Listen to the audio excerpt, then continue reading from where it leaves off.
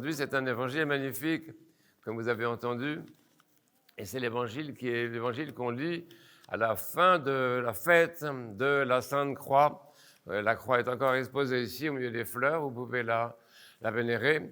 Et donc, après la fête de la croix, 8 jours après, il y a ce qu'on appelle la clôture de la croix, c'est Odovagne, comme on dit en roumain, donc la clôture de cette célébration qui a duré donc 8 jours. Pendant 8 jours, on a chanté tous les jours les chants de la résurrection, on a chanté tous les jours devant ta croix, nous nous prosternons, on a chanté tous les jours Seigneur, sauve ton peuple et bénis ton héritage. Enfin donc, nous sommes au bout de 8 jours imprégnés du mystère de la croix vivifiante, celle que nous glorifions en gloire à ta sainte et vivifiante croix, Seigneur Jésus, gloire à toi. Donc la croix est vivifiante, la croix est vivifiante, la croix est vivifiante, ça va? C'est ça qu'il faut retenir. Et dans le contexte d'aujourd'hui, ce que nous entendons dans l'Évangile, c'est une parole d'encouragement de la part du Christ.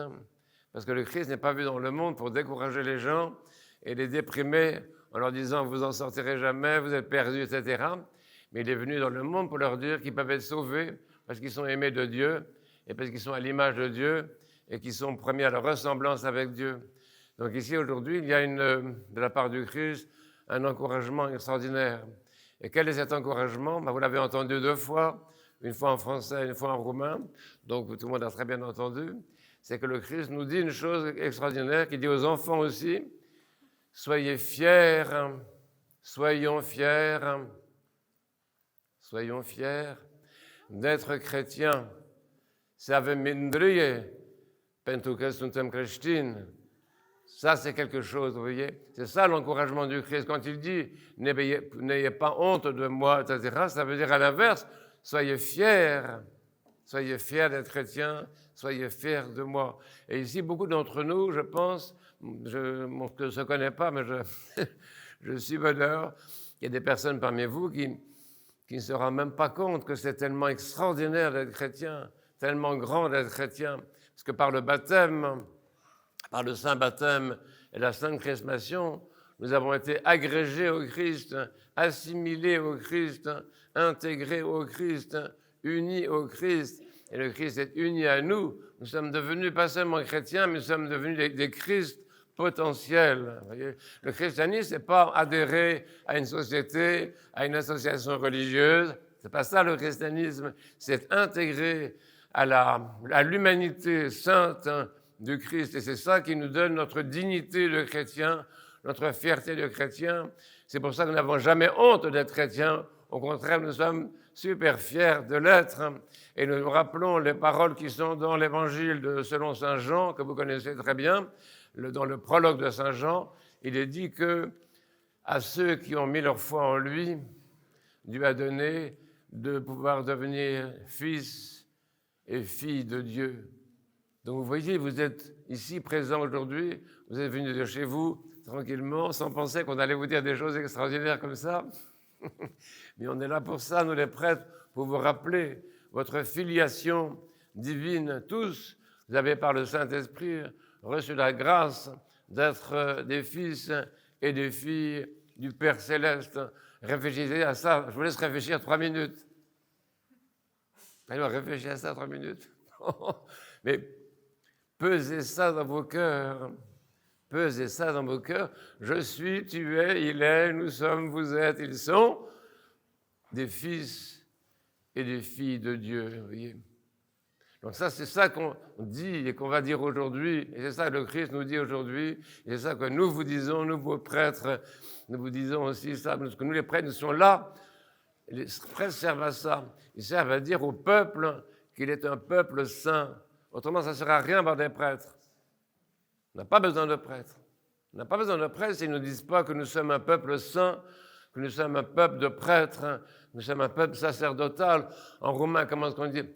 Un popor sfânt, sunteți, dumneavoastră, sunteți un popor sfânt, un popor împărățesc, un popor în preoție lui Hristos pentru Sfântul Botez. Donc c'est ça qu'on vous dit. Vous n'êtes pas les chrétiens que vous êtes ici, vous n'êtes pas n'importe qui. Vous n'êtes pas n'importe qui, mes amis. Vous n'êtes pas n'importe quelle humanité. Vous n'êtes pas des gens ordinaires. Vous n'êtes pas des gens qu'on ne voit pas ou que Dieu ne connaît pas. Vous êtes les membres du peuple royal de Dieu. Vous êtes membres du sacerdoce royal de Dieu. Donc vous n'êtes pas n'importe qui, mes amis, vous voyez. Et c'est pour ça que moi je suis là pour vous dire, soyez fiers, soyons fiers d'être chrétiens. Mais en même temps, c'est vrai que les fruits qu'on porte ne sont pas encore là. Vous savez, dans ce pays, vous avez remarqué certainement, parce que vous vivez la région du Bordelais, vous avez remarqué qu'il y a des vignes. Tout le monde a vu qu'il y avait des vignes.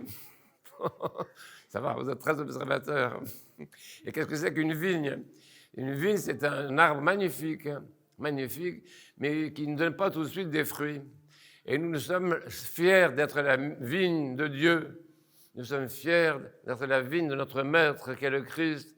Nous sommes fiers d'être la vigne du Christ qui est le Fils du Père, etc. Nous sommes fiers d'être cette vigne, mais nous n'avons pas toujours, ou pas encore, porté les fruits. Nous sommes une vigne qui est fière d'être vigne, mais qui ne porte pas toujours, pas encore, les feuilles, les belles feuilles de la vigne, c'est comme ça, les bons fruits.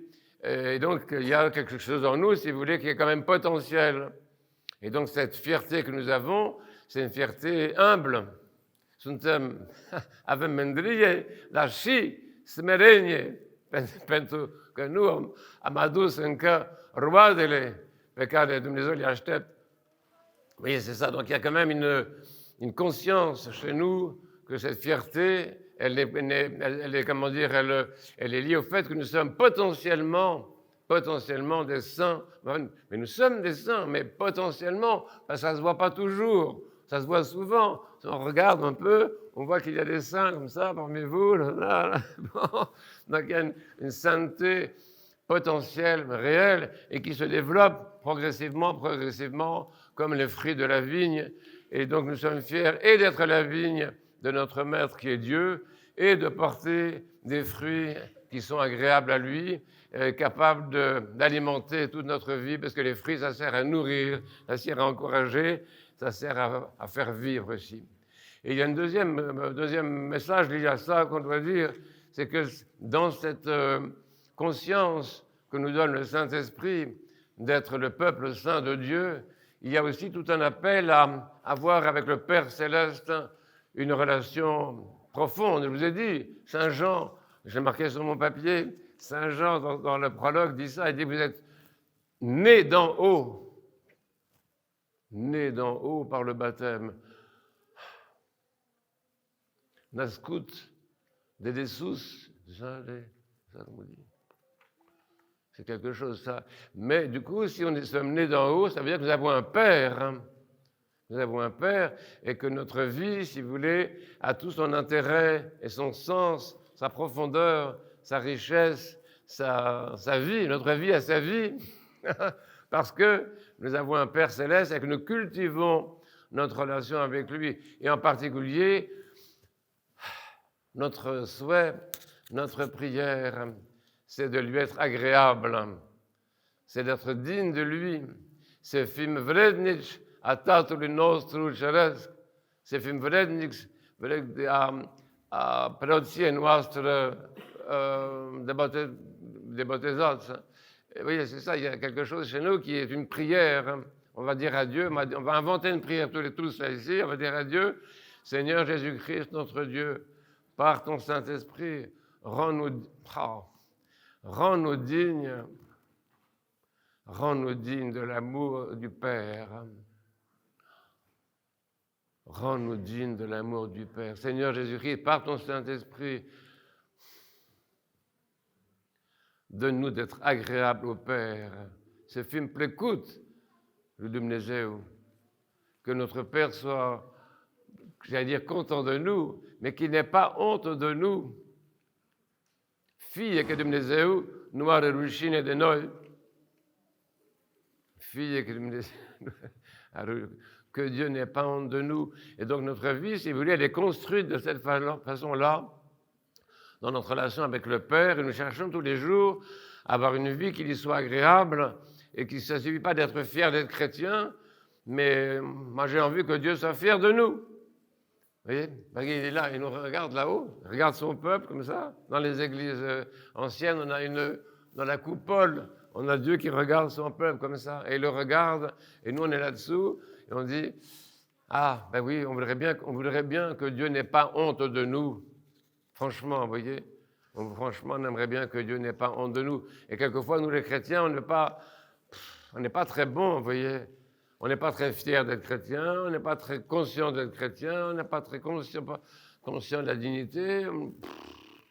Et du coup, Dieu regarde son peuple et dit, c'est quoi ce peuple que j'ai là? Qu'est-ce qui m'a donné ces gens-là? Qu'est-ce qui m'a donné ce peuple?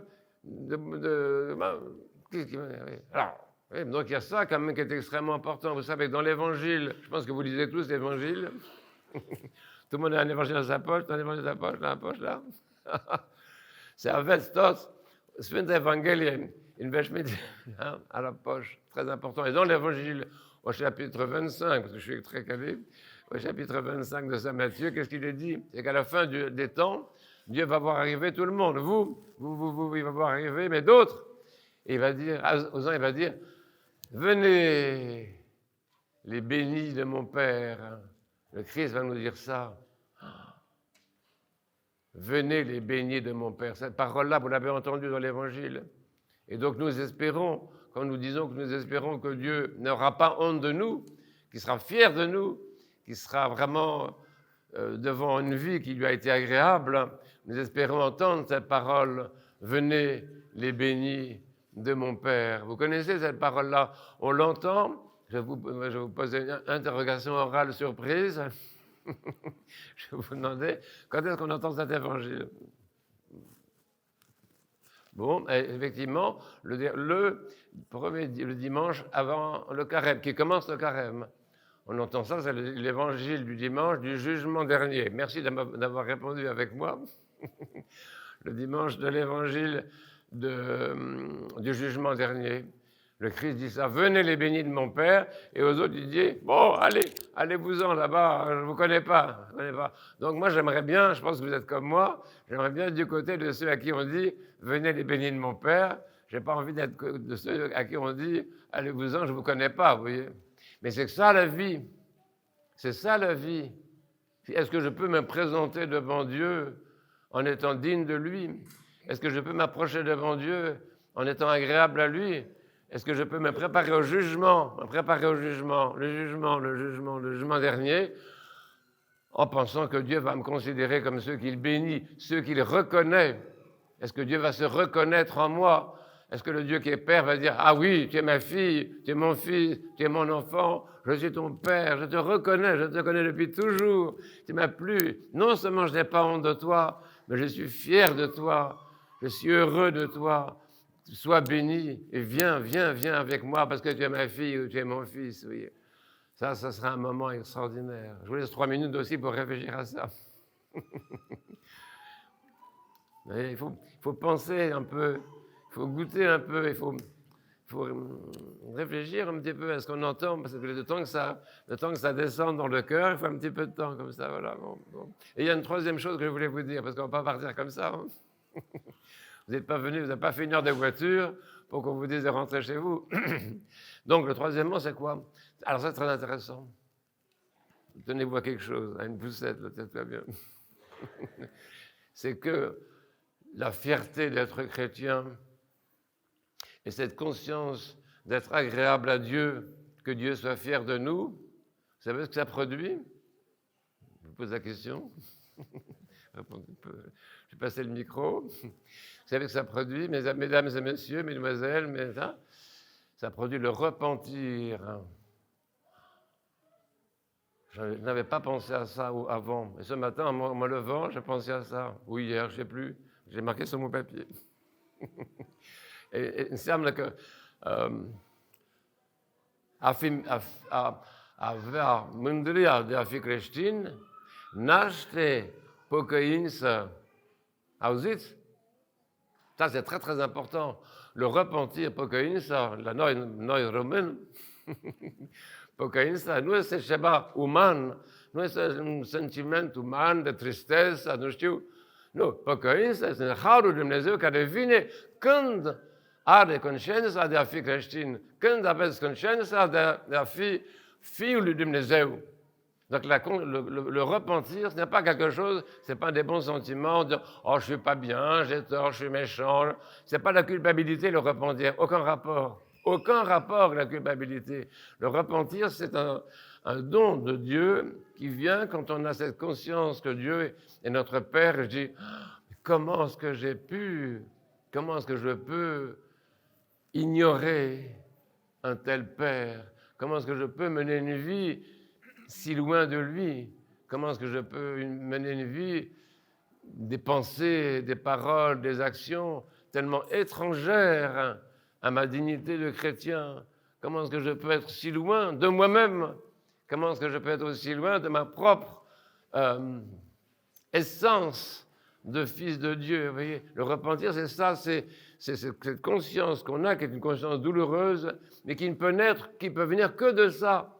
Elle ne peut venir que du sentiment qu'on a la grâce d'être chrétien et fils de Dieu potentiellement, et qu'on a la grâce d'avoir un Père au ciel. C'était Saint Sophrone le Nouveau, qui a vécu à notre époque, comme vous savez, il disait ça. Il nous expliquait, quand on était petit, il nous expliquait ce qu'était que le repentir. Il dit, le repentir, c'est ça, c'est quand tu te dis, oh, comment est-ce que j'ai pu offenser un tel Dieu? Oui. Et alors, ça va, tu as mal partout. Tu as mal partout. Parce que le repentir, c'est une douleur du cœur, c'est une douleur physique. Ça me fait mal, comme disent les enfants, et c'est douloureux, inimi, pourquoi une ça? C'est douloureux, car les vines de faptul că am înstrăinit de Dumnezeu, am înstrăinit de demnitatea mea de creștin. Et que moi qui suis fier d'être chrétien, et nous sommes tous fiers de l'être, moi qui ai un Père au ciel, et nous avons tous ce Père céleste, eh bien, je me rends compte que non seulement je ne porte pas les fruits, non seulement la vigne ne porte pas les fruits de son bon maître, hein, mais même quelquefois elle porte des fruits qui sont immangeables. Alors ça arrive, hein. Alors regardez les vignes, les fruits sont immangeables. Soit on ne porte pas de fruits, ou on porte des mauvais fruits, et après ça, donc on a le repentir, c'est-à-dire la tristesse, le deuil de l'âme, le deuil d'avoir été étranger, de s'être rendu étranger à notre Père céleste, de s'être rendu étranger à notre dignité de chrétien, et d'être... nous n'avons pas honte d'être chrétiens, mais nous avons honte d'être chrétiens. Ben oui, parce que j'ai honte, mais j'ai ça, c'est pour moi-même, entre nous simplement, hein, comme ça. Moi, il m'arrive d'avoir honte d'être chrétien, honte d'être prêtre, de me dire, mais qu'est-ce que je fais ici? Quand je pense au péché de ma vie, quand je pense à mes pensées, à mes paroles, à mes actions, je me dis, mais qu'est-ce que je fais ici? Et quelquefois, nous avons honte d'être chrétiens, nous n'avons pas honte du Christ, mais nous avons honte d'être chrétiens parce que nous ne méritons même pas ce nom-là. Nous ne méritons même pas de porter la croix du Christ, vous voyez. Donc c'est très important, le repentir, la fierté d'être chrétien, la conscience des fils et filles du Père Céleste, ça engendre une hyper-conscience, le sommet de la conscience humaine. Le sommet de la conscience humaine, vous savez ce que c'est que le sommet de la conscience humaine? Bien, je viens de le dire. C'est le repentir.